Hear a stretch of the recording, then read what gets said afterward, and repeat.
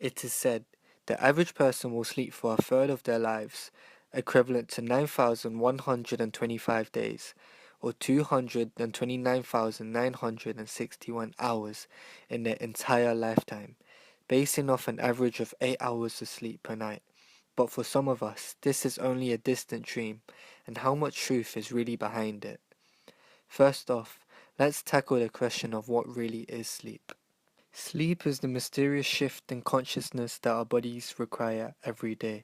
During this stage, the body begins to repair itself, from repairing muscle fibers, tissue growth, to restoring our energy for the day ahead. So does this mean if we jump right into bed, all these things will start to happen straight away? The answer is no. As you know, when we get into bed, there is a time beforehand where we actually begin to fall asleep. It can be from 10 minutes to 30 minutes or even longer.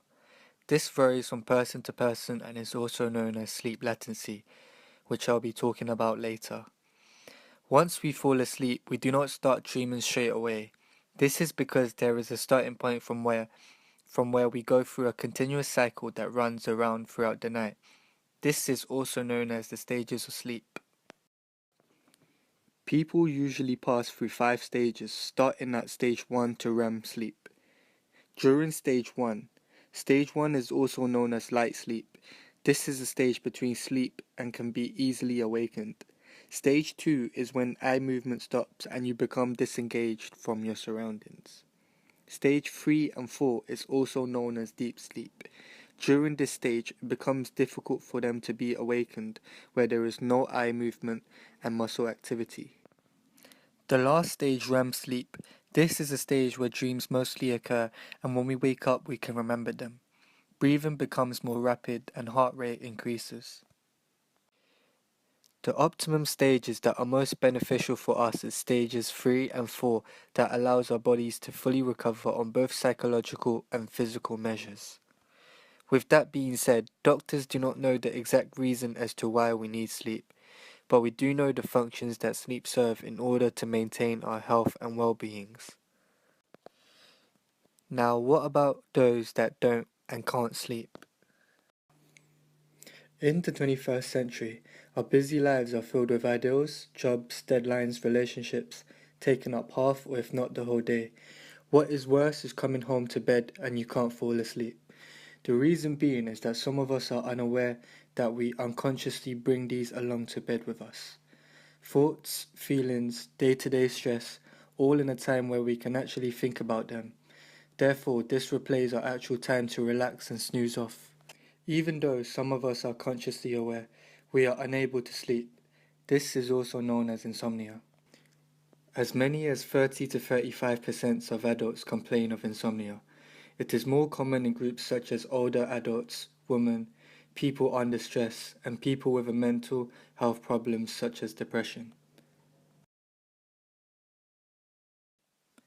People who have insomnia tend to find it difficult to fall asleep, waking up several times per night, feeling irritated, and difficulty concentrating during the day.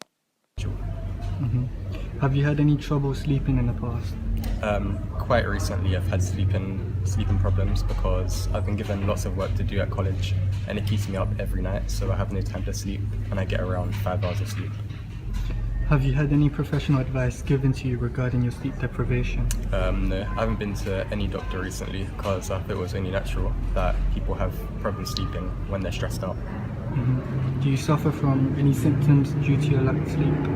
Sometimes during the day, I struggle to stay awake, and my eyes sting quite a lot due to the lack of sleep I get because I go to bed quite late and I wake up quite early.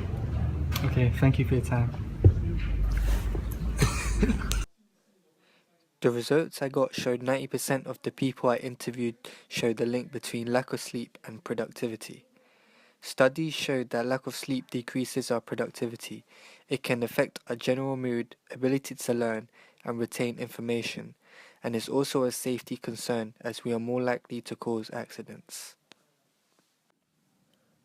Although lack of sleep may seem different to insomnia, but I believe it is not too far apart since both share the same symptoms.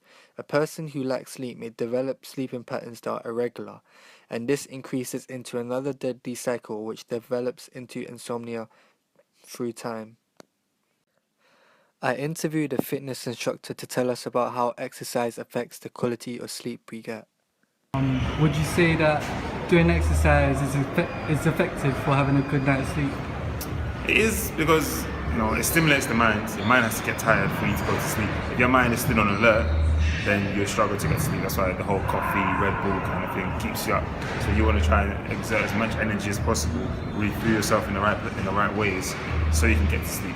So exercise is definitely beneficial. People that struggle to sleep go for a run, get home, shower, and it's easier to sleep because they've settled themselves. Expanding on his point, a study by the National Sleep Foundation shows that people sleep significantly better and are more alert during the day when the person has spent at least 150 minutes of exercise per week. There are many ways to track sleep, whether for medical reasons or just to check your own sleeping patterns. Some sleep clinics provide sleep labs where patients are to stay a night, where doctors can view your brain waves, pinpointing problems and help you adjust to a better night's sleep.